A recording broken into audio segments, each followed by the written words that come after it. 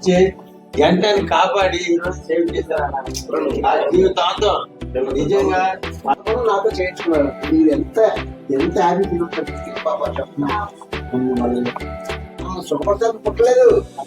మీరు కావాలంటే రాసుకోండి, మీరు తీసుకున్నాను.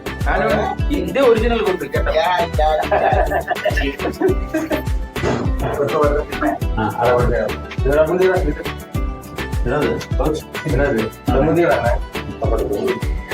వర్గల్లాలి బాబురావు గారి నాయకత్వం, వర్గల్లాలి బాబురావు గారి నాయకత్వం, వర్గల్లాలి బాబురావు గారి నాయకత్వం.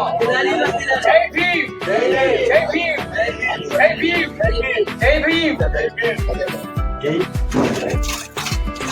జై భీమ్, జై భీమ్, జై భీమ్, జై భీమ్, జై భీమ్. అంబేద్కర్ ఆలోచన విధానమే దేశానికి శరణ్యం, అంబేద్కర్ ఆలోచన విధానమే దేశానికి శరణ్యం, అంబేద్కర్ ఆలోచన విధానమే దేశానికి శరణ్యం. జై భీమ్, జై భీమ్, జై భీమ్, జై భీమ్, జై భీమ్, జై భీమ్. బాబురావు గారి నాయకత్వం, బాబురావు గారి నాయకత్వం, బాబురావు గారి నాయకత్వం. ఎంత నాయకుడు.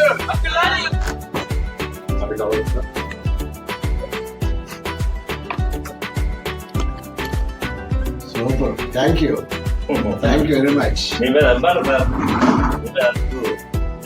మాకు కావాల్సింది ఆత్మగౌరవం. ఆత్మగౌరవాన్ని చంపుకుని మనం పనిచేయద్దు. కాస్త ఎప్పటికీ రాజబాబు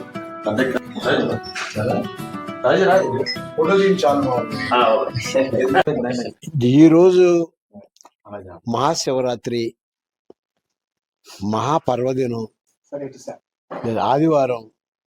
చాలా చాలా మంచి రోజు, చాలా పవిత్రమైన రోజుగా నేను భావిస్తున్నాను. సూర్యభగవానుడి భక్తుడిని, సూర్యభగవానుడిని పొద్దున్న లేస్తే నేను పూజించుకునే మనిషిని. అబద్ధాలైతే చెప్పను, ఎప్పుడు ఉన్నది ఉన్నట్టు నిజాలే చెప్పాలని నా నిజమైనటువంటి ఆకాంక్ష.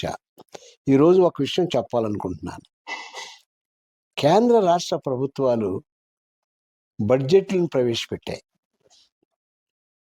ప్రవేశపెట్టాయి. నేను పార్లమెంట్లో ఈ బడ్జెట్ మీద కూడా కేంద్రం చేస్తున్నటువంటి వివక్ష పేద వర్గాలకి వెలుగెత్తి చెప్పాను. ఎందుకంటే సుమారు 59 లక్షల కోట్ల రూపాయల బడ్జెట్ ప్రవేశపెడితే అందులో కనీసం సోషల్ జస్టిస్ మినిస్ట్రీకి వాళ్ళు అత్యంత దయనీయమైనటువంటి, అత్యంత తక్కువ బడ్జెట్ కేటాయిస్తున్నారు. ఇది నిజంగా ఈ రోజున బీసీలు, ఎస్సీలు, ఎస్టీలు, మహిళలు, అలాగే మైనారిటీలు, అలాగే దివ్యాంగులు, సీనియర్ సిటిజన్స్కి అందరికీ వాళ్ళు మోసం చేస్తున్నారు. అదే రకంగా స్టేట్ బడ్జెట్ కూడా నిన్ననే ప్రవేశపెట్టారు. సుమారు 3 లక్షల కోట్ల రూపాయల బడ్జెట్ ప్రవేశపెట్టి వీళ్ళు, అంటే చంద్రబాబు నాయుడు గారిని, కూటమి ప్రభుత్వాన్ని నేను ఒకటే ప్రశ్న అడుగుతున్నా. మీరు ఓట్లు వేయించుకునే ముందు మీరు ఏం చెప్పారు ఒకసారి కళ్ళు తెరిచి చూడమని చెప్తున్నా. ఈ పేద వర్గాల్లో చైతన్యం రావట్లేదనే కదా మీరు ఇంతకాలం మోసం చేస్తున్నారు.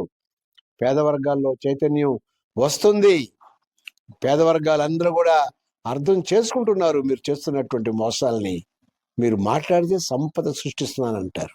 ఏమి సంపద సృష్టించారండి చంద్రబాబు గారు? మీరు ఏమి సంపద సృష్టించారు? ఎవరికి సహాయం చేశారు?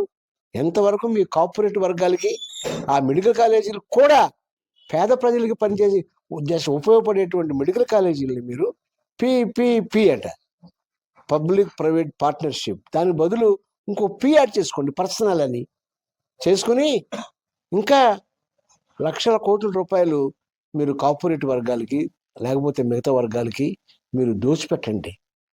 మేము ఏ రకంగానైనా అడుగుతున్నానైనా సరే ఈ రాష్ట్రంలో బ్రతుకుతాం.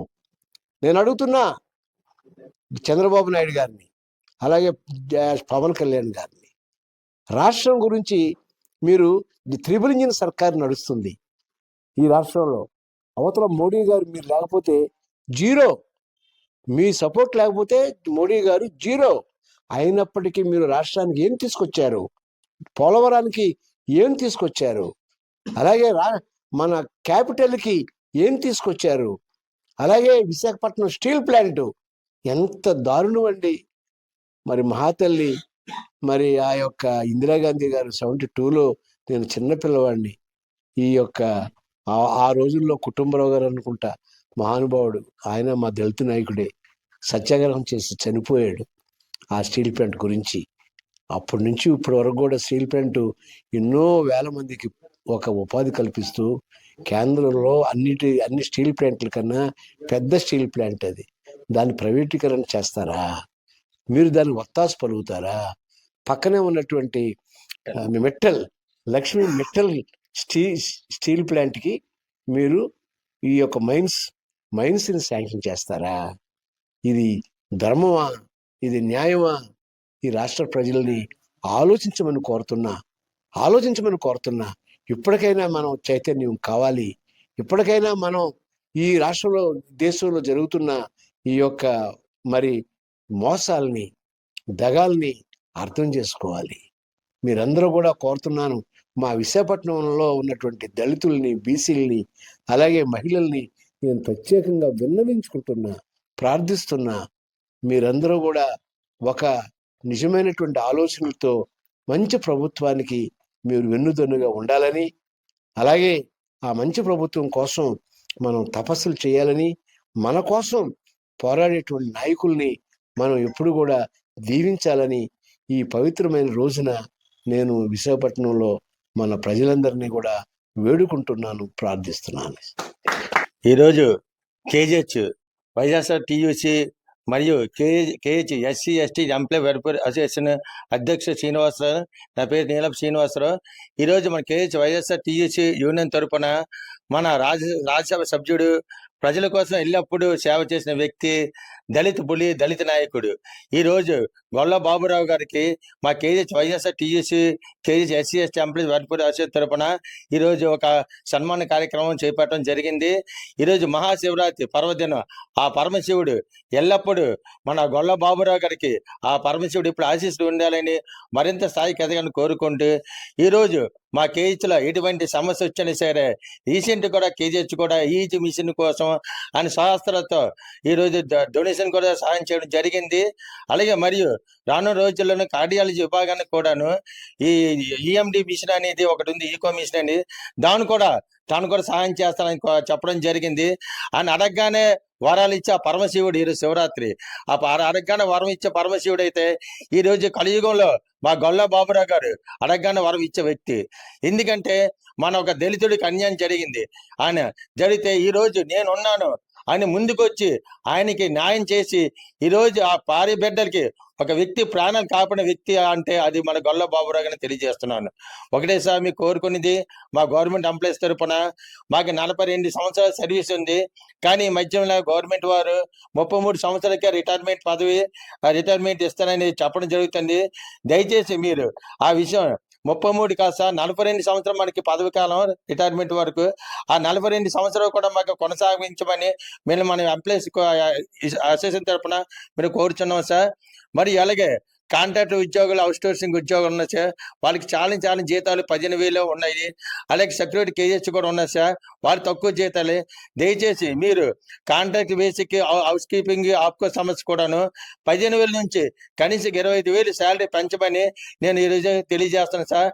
ఈ కోరిక మీరు తీర్చినట్టుగైతే మీరు నిజ పరమశివుడు మీరు వరం ఇచ్చినట్టుగా మేము భావిస్తున్నాం సార్. మీరు చేయగలరు సార్. ఈరోజు ఎవరికి వచ్చినా సరే ఈరోజు నేనంటూ ఉన్నానని ముందుకొచ్చి ప్రజల కోసం ఎల్లప్పుడు సేవ చే వ్యక్తి సార్. ఈరోజు ఫోన్ చేయగానే చటుక్కుమనగా ఎలాగలిస్తారో ఇలా ఫోన్ చేయగానే మీరు ఎంత స్పందించి మాకు స్పందిస్తారు సార్. మీలాంటి వ్యక్తి మాకు ఈరోజు చాలా గర్వంగా భావిస్తున్నారు సార్. మీకు మరొకసారి మా కేహెచ్ వైఎస్ఆర్ యూనియన్ తరఫున ఎస్సీ ఎస్టీ ఎంప్లాయీ వెల్ఫేర్ సంస్థలో ప్రత్యేక అభినందన తెలుసు శివరాత్రి శుభాకాంక్షలు తెలియజేస్తున్నాను సార్.